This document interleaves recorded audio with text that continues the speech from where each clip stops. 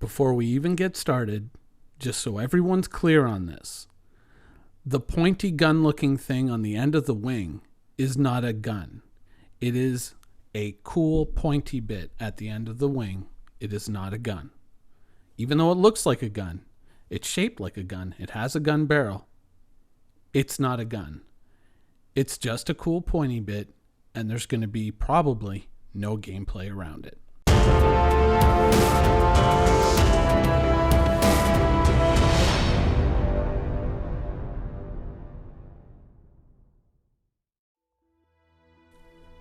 Okay, so the Drake Corsair.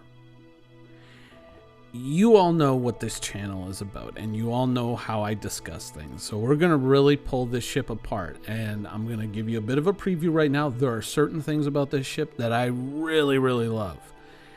And there are other things that I look at and they're head scratchers. And we're going to be dealing with a lot of this stuff. We're going to be getting into the nitty gritty of the ship. I just finished watching the RTV. I've got some commentary, some notes on the design if CIG is willing to accept them.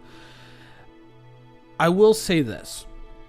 I enjoyed the RTV, even though it was something that was pre-recorded so the audience couldn't participate, which was something that in the beginning irked me. I found that they asked a lot of very good questions.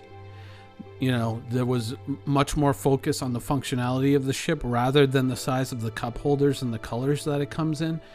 So I want to say that I have generally a very positive feeling about this ship. However, I do have to kind of take a few design choices to task, and I do have to point out that there are some areas where, you know, it was just a total facepalm. I was like, why would you do that?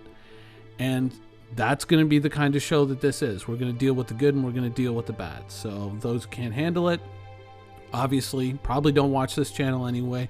And those who are watching this channel probably can. So without further ado, let's get started.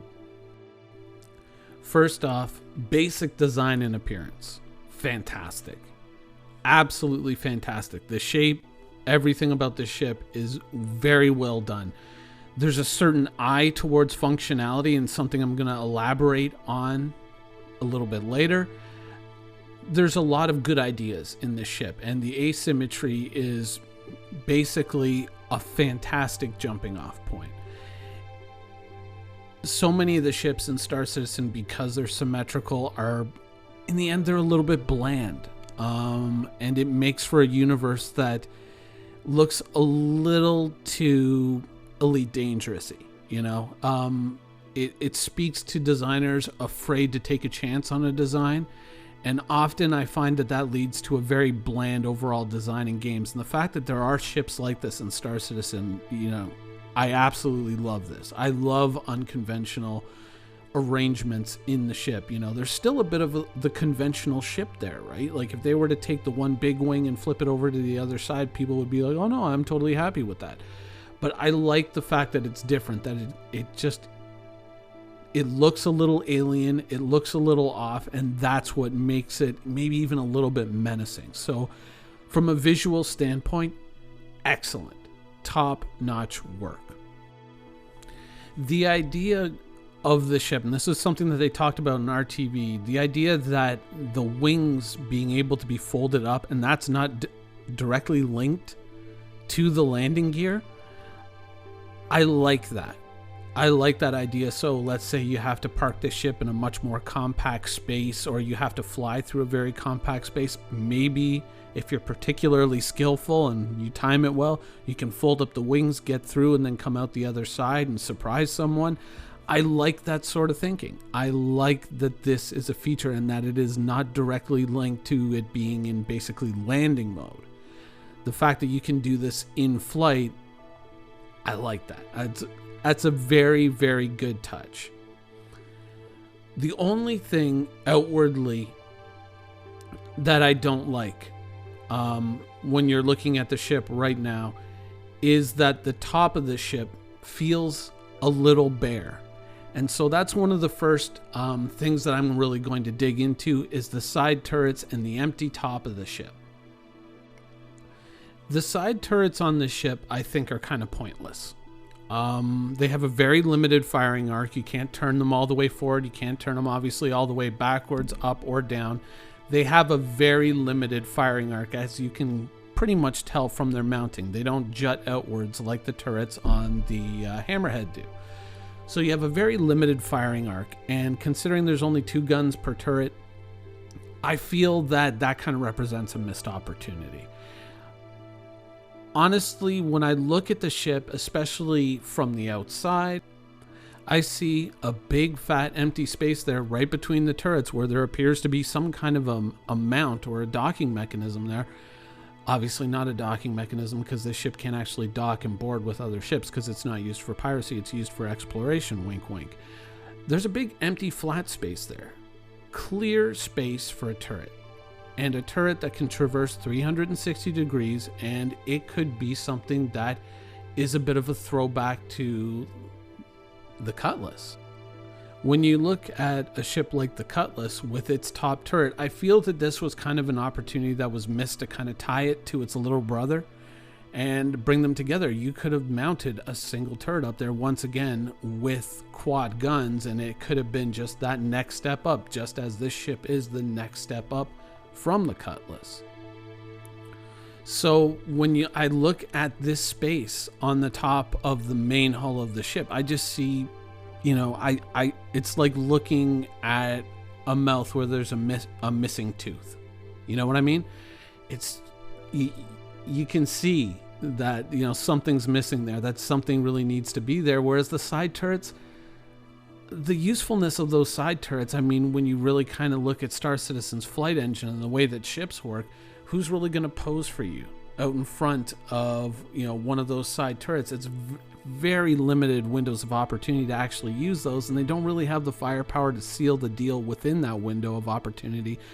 So they're not really that much of a danger, whereas a 360 degree turret would make a heck of a lot more sense. And it could also save up so you have another extra crew member to go and do something else somewhere else. Now, I'm not trying to look at it as a kind of a sneaky way to kind of say, hey, you know what, I want to save on some server blade space so I can automate my turrets.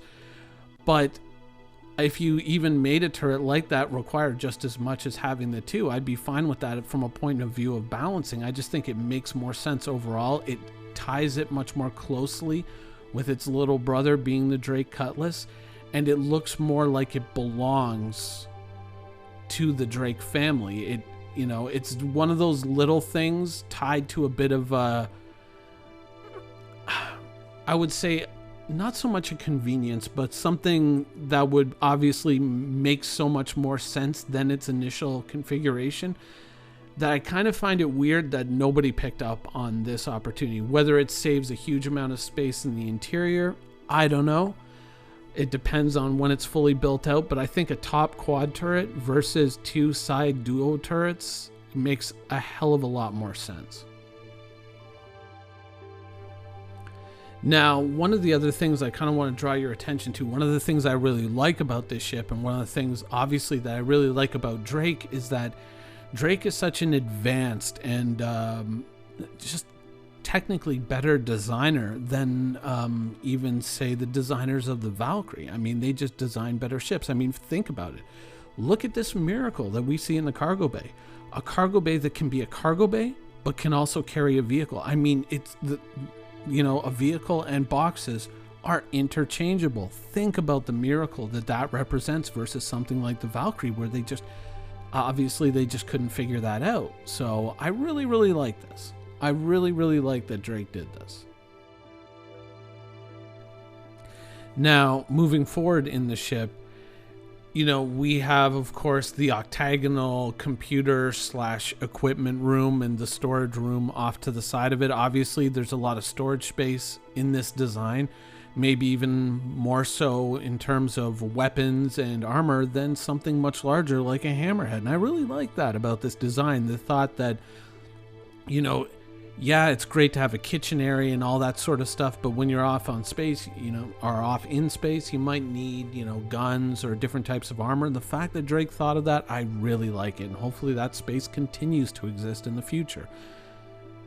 The bed arrangements are a little bit weird for Drake. I have to say that even a larger ship like the Caterpillar doesn't make such luxurious accommodations available, so I found it kind of weird to find them on this ship. I almost thought that 2 of these rooms could be double bunks and kind of joined together, and then another one of these rooms could be, opened up for more storage area, more equipment, things that you may need when you're off exploring space. Might be a good idea that, since the design team did indicate that they are a little bit malleable on where this design ends up, hopefully, that's something that could be explored. And the kitchen area, a little bit on the big side. I don't really think you need, a banquet table for all the members of your crew unless you're planning a Christmas dinner or a Thanksgiving. So kind of half and half on that, but overall it's still a cool design. Very much looks like, pieces of the interior of the Caterpillar. It's pretty cool. Bed arrangement's a little bit weird, but overall, generally I would say a pretty good use of space. Now, moving forward, into the captain's cabin area, which, is a nice touch. It's something that even the Caterpillar doesn't have, which is an individual captain's cabin. I can see where there could be a lot of difficulty in, approaching a top turret design, because you're dealing with a very limited space where the 2 side turrets are, unless maybe you mounted that top turret off to the side a little bit.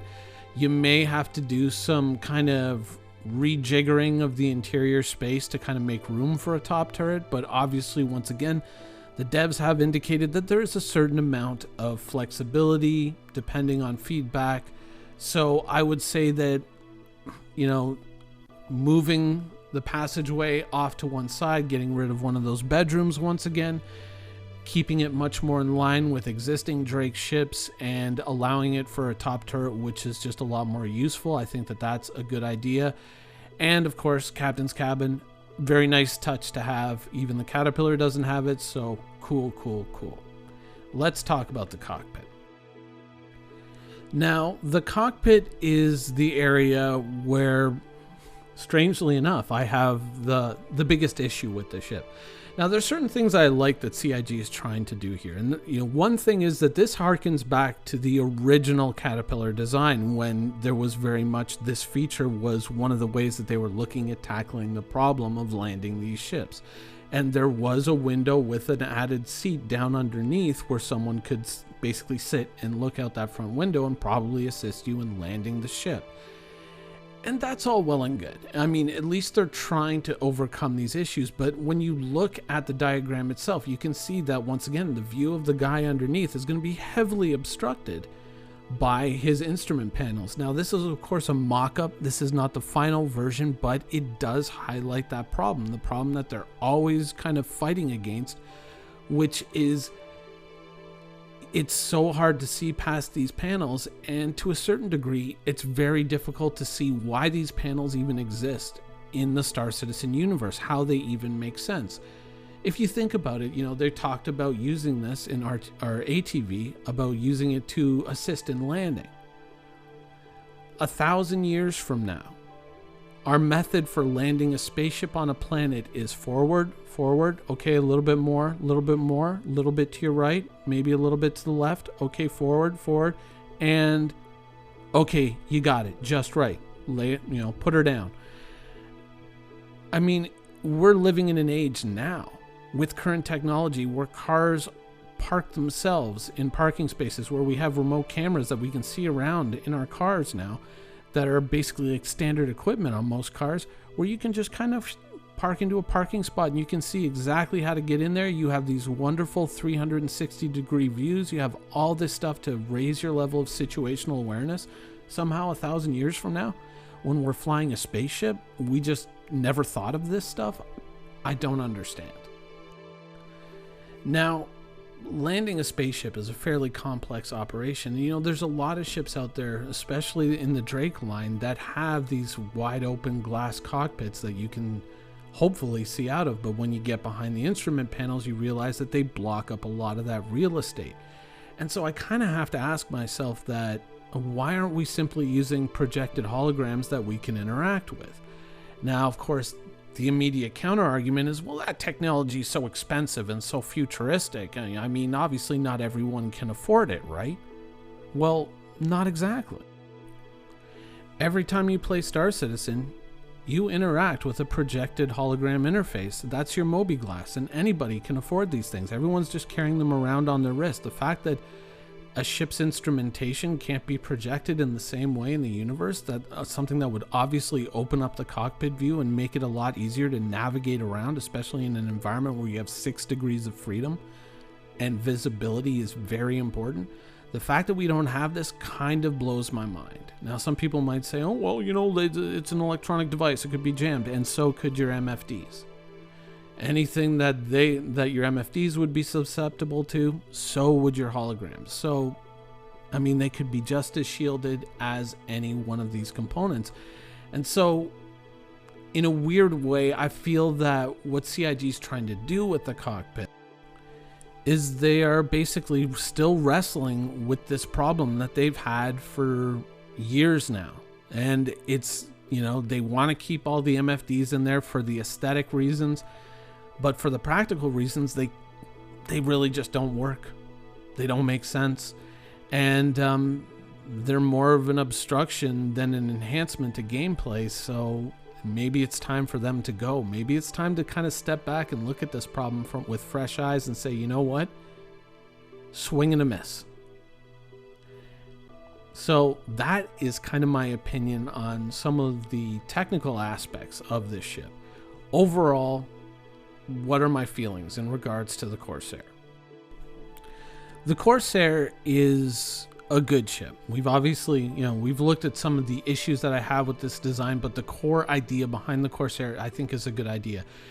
It's an area of the game, that area between the big ships and the fighters that often, you know, in the past I'd felt did not get enough attention and now seems to be getting a much needed amount of variety in the ships that are in there. Certainly, you know, an equivalent to the Connie is something that I would like to see from more manufacturers.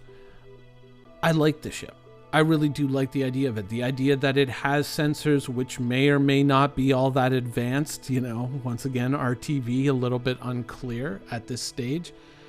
But, you know, maybe it has the ability to sniff out, you know, potential sites for exploration or targets. The ability to deliver a ground vehicle as well is pretty intriguing. And it's something that I think, you know, given a lot of the gameplay that we've seen recently, is going to be something that's a lot more significant to a wider group of players. I like the idea behind this ship. I think that it's a great idea. I think it's a fantastic ship. I think the overall design is great. I think the role and the area where it sits in terms of gameplay that it opens up is fantastic. I love the firepower. That's, of course, something that could change. There are some minor changes that I would like made to that, namely a top turret rather than the side turrets, which are basically pointless.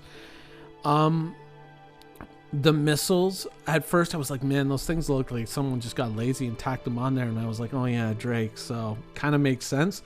I'm okay with that. There's a lot of great ideas and great execution. They also talked about the idea of putting vents in so you could have that sort of Mercury Star Runner vibe going, maybe some hidden you know, smuggling spaces. But I think I would like to see that more devoted towards extra equipment for the crew that you can carry, something that is obviously going to be very important in the future. So overall, the core concept behind the ship is great. I think that, yeah, it's a great ship. And will I buy one?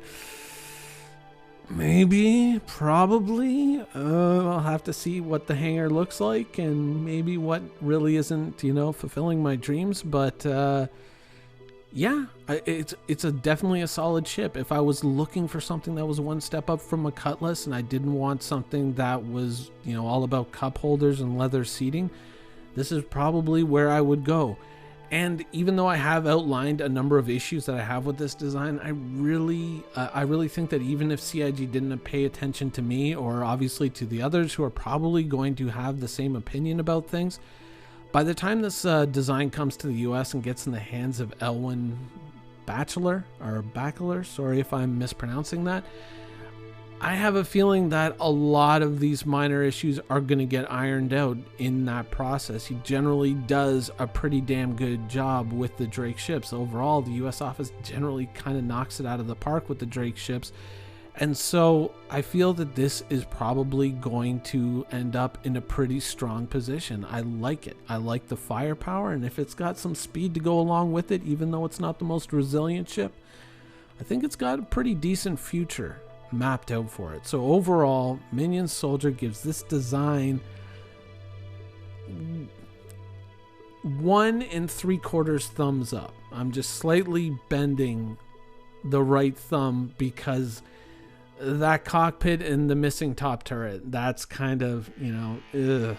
But the rest of it, fantastic. Asymmetry, beautiful. Wish there was more. Anyways, that is my opinion right now of the current state of the Drake Corsair. Things may evolve over time, but overall, yeah, I really like this design. Some minor issues to be worked out, but I have faith that they probably will be. Anyways, that's the show for today. I hope you guys enjoyed it, and thanks for watching.